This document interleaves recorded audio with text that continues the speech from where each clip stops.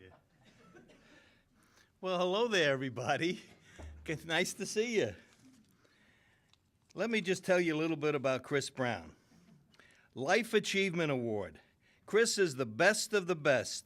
Witty, smart, good-looking, very, very good-looking. The most talented lighting exec that ever lived. Chris, I can't read your writing here. Can you? What else do you want me to say? Let me tell you about Chris. Can I do it in my own? Forget about it. Let me tell you in my own words what Chris Brown is all about, you know? You know what we call him in the industry?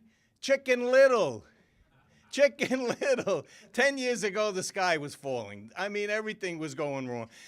He said, I was in the lighting business yesterday. Now I'm in the semiconductor business. He had no faith whatsoever in the business. He talked about it. He said, Todd, you ever hear of a word called disintermediation? I couldn't even. I had to look it up. He says, all the manufacturers, they're all going to go direct. I'm going to lose all my business. And he gets hysterical, okay? So let me just tell you, it took me about 2 years to train him and to make sure he understood that it isn't a terrible thing. And what does he do? He changes Illumageddon to Illumatunity. I said it right. It took a while. Illumatunity. Now all of a sudden everything is great. Illumatunity.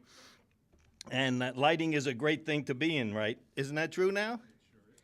Well, you see, Chris, he always starts off with the downtrodden, with the helpless, with the losers, you know? That's the way he always starts. He's a Mets fan, what can I tell you? And a Jets fan.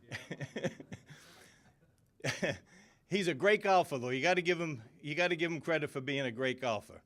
But you know, Chris, you got to lose the hole-in-one story. I'm telling you, it's getting a little monotonous.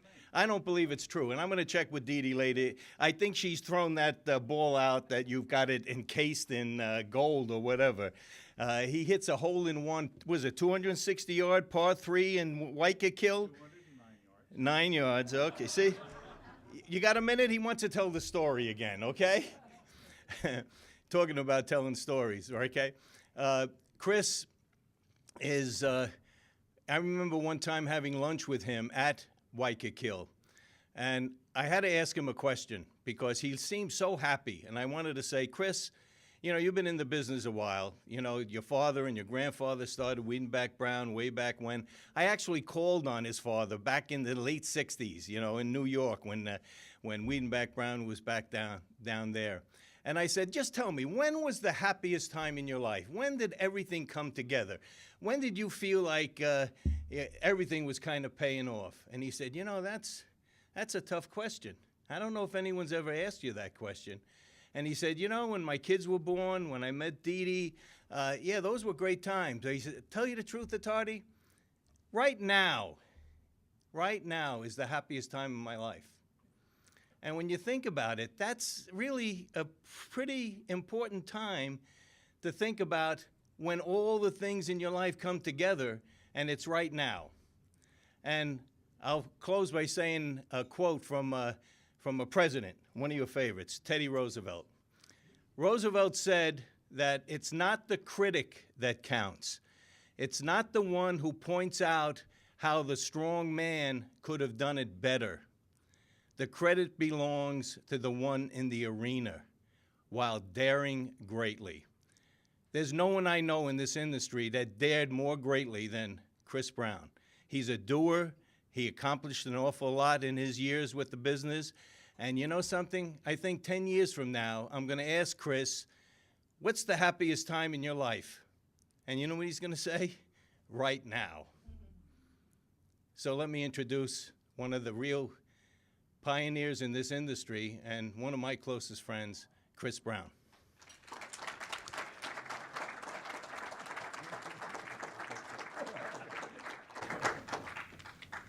I just told Bill I'm going to get him back for that.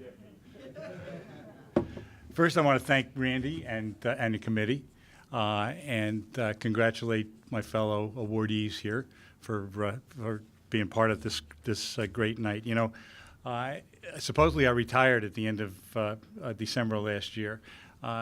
In fact, that was my second retirement. I retired in 1972, And how I got to Weidenbach, I'll come to in a minute. But in '72, I graduated from college, got married, went to work for Clairol, rather, up in Stamford, Connecticut.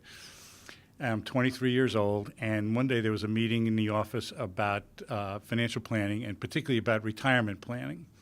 And I sat there and I listened for about a half an hour and realized, this is crazy. I got 45 years till I get to experience this wonderful thing they're calling retirement. Hell with that, I'm gonna retire now. And I did, and my wife did, and we sold everything we had, and we bought a camper and a 3/4 ton pickup, and we traveled around the country for 9 months, and I got retirement out of my system.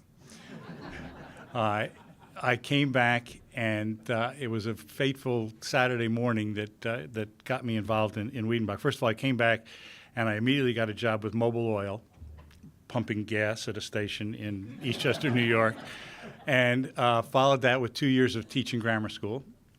Then went to work for Honeywell for their Pentax camera division, and thought that someday I would run that company. However, on a Saturday morning, as I did, I went down to help my dad in cleaning up the yard. And just to back up, August Weidenbach was my great-grandfather. He married, Nelson Brown married his daughter, and Augie was their child. Betsy and I, Betsy, raise your hand, please. Betsy and I are fourth generation, or we're fourth generation owners of Weidenbach-Brown. Anyway, 70. So come back. I'm in the yard with Dad one day, and he's telling me about all of the problems that he was having at Weidenbach. At that point, he had problems with his partner. He had problems with Local 3, problems with the landlord, and I kind of offhandedly said, "Oh boy, it sounds like you need some help there." Well, he heard something different. He heard, "Can I help you?" And he said to me, are you serious? And all of a sudden, this really got serious, because I had never given a thought to working at Weidenbach. He, to his credit, had never pressured any of us to come to work for the company. And all of a sudden, I just made this decision, and I said, yeah, when can I start?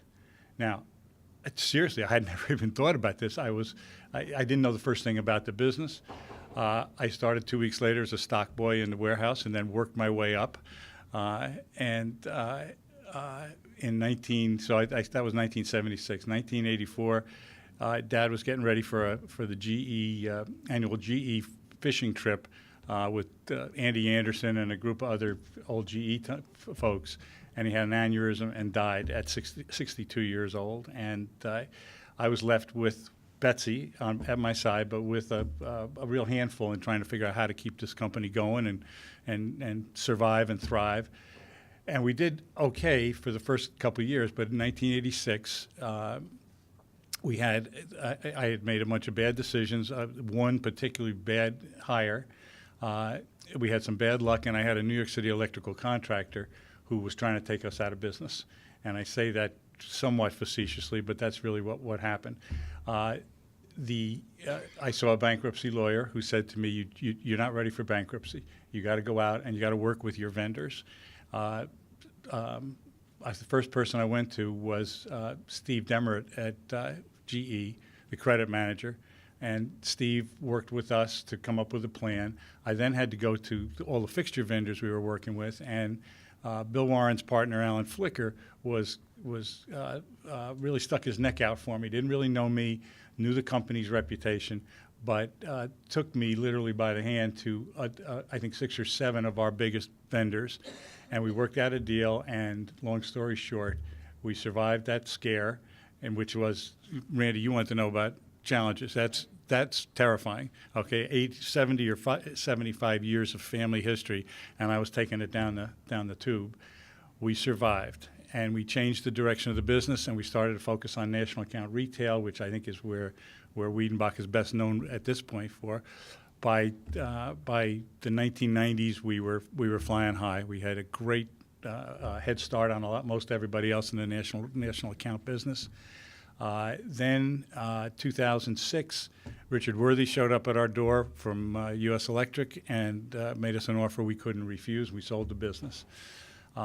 They asked me to stay on as CEO, and I did, but I will finish the story in a couple minutes telling you that I ended up changing the definition from from Chief Executive Officer, and I'll explain that as we go along. 2008 or 9, we started to see solid-state lighting show up, and it became a legitimate threat and opportunity, I think, to our business. But I did talk to my friend Attardi and several other people about this disruption that I thought was going to happen in the industry. I'm focused on distribution. Bill asked me at one point to write a blog, and I did. And the first one I wrote was I stole the title from Robert Cray's song, "The Forecast Calls for Pain," and I wrote about what I thought was going to be happening potentially to distribution in the industry. Over the next couple of 2 or 3 years, Bill and I traded arguments. Okay, I'm Chicken Little and he's Captain Sunshine, but I think it's worked out well for all of us. But over the next couple of years up until now, I realized I was moving from Chief Executive Officer to still CEO, but cranky ex-owner, and it was time to move on. And so I did at the end of the year. So did Betsy. She and I are now working on a new business that's going to be focused on lighting for health and healthcare and seniors. My brother Tim is here, and we're trying to get him into a horticultural lighting business that I'm going to start with my other brother Doug. Again, we like to keep things in the family here. There is tomorrow, Aspen Technology is going to be introducing a product called PCLC, which is Bill Warren and mine and Jim Benya and Joel Snook's contribution to the control industry, and we've been working on that for 5 years, but that's going to be shown. And very shortly, we're going to announce an alliance with a DC power distribution company, and I think some great opportunities there for lighting, first of all, but for microgrid and other kinds of solutions. So much for retiring. Again, I did that years ago. I got another 10 years, and I hope I will really feel that I've earned this award in the next 10 years. Thank you.